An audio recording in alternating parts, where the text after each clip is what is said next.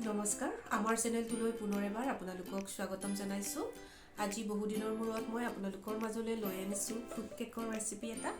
যিহেতু বৰদিন নতুন বছৰ আহি আছে, আপোনালোকে ঘৰতে অতি সহজে বনাই খাই চাব পাৰিব। ভিডিঅ'টো সম্পূৰ্ণৰূপে চাই থাকক মই কেনেকৈনো বনাইছোঁ। ইয়াৰ বাবে মই একাপ চেনি পাউডাৰ লৈ লৈছোঁ, একাপ ময়দা, আধা কাপ ৰিফাইন তেল, এচামুচ বেকিং পাউডাৰ আৰু 3টা কণী লৈ লৈছোঁ। আৰু লৈছোঁ কাজু, কিচমিচ, টুটি ফুটি। এইখিনিত আধা চামুচ ময়দা দি মই ভালদৰে মিক্স কৰি লৈছোঁ। প্ৰথমে কণী 3টা ডাঙৰ বল এটাত লৈ লৈছোঁ।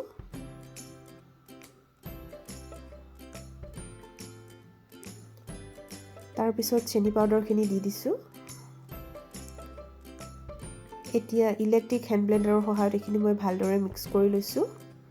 প্ৰায় 2-3 মিনিটমান ভালদৰে এইখিনি মিক্স কৰি ল'ব লাগিব। তাৰপিছত মই ৰিফাইনখিনি দি দিছোঁ আৰু এতিয়া এই গোটেইখিনি ভালদৰে আকৌ এবাৰ মিক্স কৰি ল'ম। এইখিনি আমি যিমান মিক্স কৰোঁ খাবলৈ সিমানেই ভাল হ'ব কেকটো। তাৰপাছত বেকিং পাউডাৰখিনি দি দিছোঁ আৰু ময়দাখিনিও দি দিছোঁ। এতিয়া এখন স্পেচুলাৰ সহায়ত এই গোটেইখিনি ভালকৈ মিক্স কৰি লৈছোঁ।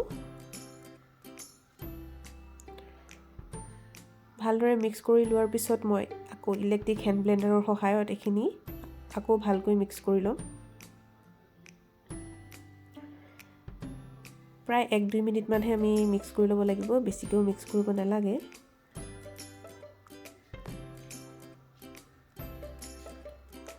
এইখিনি মই ভালদৰে মিক্স কৰি ল'লোঁ। এতিয়া মই 3 চামুচমান ড্ৰাই ফ্ৰুটছখিনি দি দিছোঁ।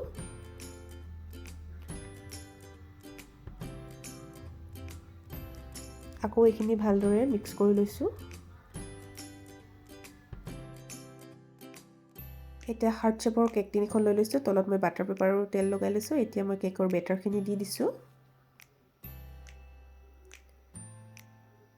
কেকৰ বেটাৰখিনি দি দিয়াৰ পিছত মই দুবাৰমান টেপ কৰি দিছোঁ আৰু ওপৰত বাকী ৰখা ড্ৰাই ফ্ৰুটছখিনি দি দিছোঁ।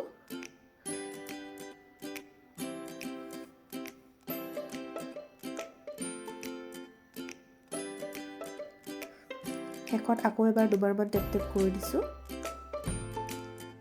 10 মিনিটৰ বাবে অভেনটো প্ৰিহিট কৰি থৈছিলোঁ। প্ৰিহিট হৈ যোৱাৰ পিছত কেক টিনটো মই ভৰাই দিছোঁ। তাৰপিছত কনভেকশ্যন মোডত 180 ডিগ্ৰীত 35 মিনিটৰ বাবে দি দিছোঁ। কেকটো হ'বলৈ প্ৰায় 30ৰ পৰা 35 মিনিটেই লাগিছিল।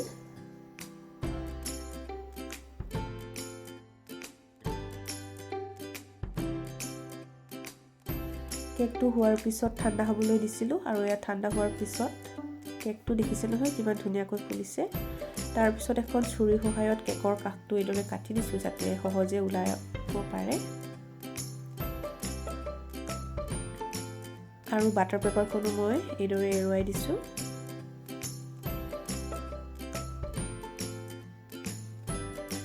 এয়া আমাৰ ফ্ৰুট কেক ৰেডি হৈ গৈছে। দেখিছে নহয় কিমান ধুনীয়া হৈছে। আৰু কেকটো সঁচাকৈ বহুত ধুনীয়া হৈছিলে খাবলৈ, ছফ্টো হৈছিল। আপোনালোকেও এইদৰে বনাই খাই চাবচোন।